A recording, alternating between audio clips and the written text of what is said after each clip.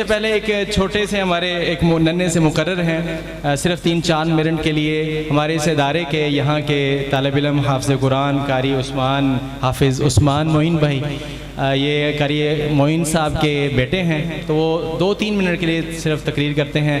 ان بچوں کی حوصلہ افزائی کے لیے ان کو بھی تھوڑا ٹائم جو ہے نا ایسی محفلوں میں ملنا چاہیے، کیونکہ یہی سیکھیں گے، مشق کریں گے، حوصلہ بڑھے گا تو پھر کل یہ بھی اسی سٹیج پر آ سکیں گے۔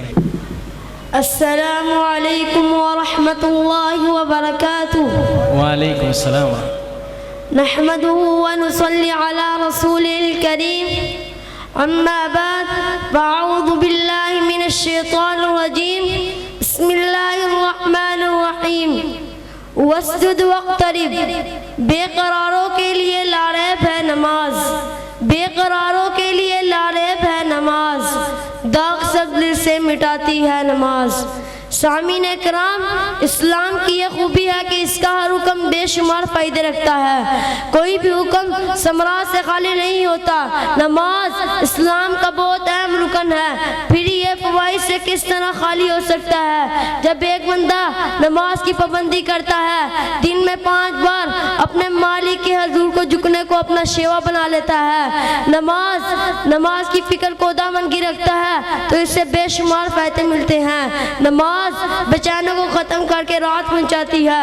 یا بلال اقم الصلاۃ ارحنا بها، نماز تمام مشکلات کو دور کرتی ہے۔ اذا عذبه امر صلى، نماز آدمی کو اللہ کے قریب کر دیتی ہے۔ فإنه يناجي ربه، نماز آدمی کو گناہوں سے پاک کر دیتی ہے۔ غفر له ما تقدم من ذنبك، نماز آدمی کو فاحش منکرات سے روکتی ہے۔ ان الصلاۃ تنہی عن الفحشاء والمنکر، نماز آدمی کو اللہ کے قریب کر دیتی ہے۔ کلا لا تطعه واسجد واقترب، نماز آدمی کے لیے کامیابی کا ذریعہ ہے۔ قد افلح من تزکا وذکر اسم ربہ فصلی، اور فکری گمراہیوں کا چلن عام ہے، ہر طرف بےچینیوں کی کفیت طاری ہے، برائیوں کا دور دورہ ہے، فاحش اور یعنی دندناتی پھر رہی ہے، مصائب گلے کا توق بن چکا ہے۔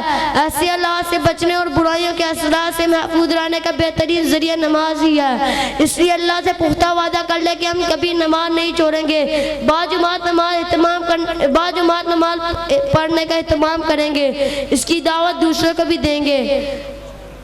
اے میرے ہم سخن وفا کا تقاضا اب یہی ہے، اے میرے ہم سخن وفا کا تقاضا اب یہی ہے، ادھر نماز اور ادھر سجدوں میں سر جھکے، وما علینا الا البلاغ المبین۔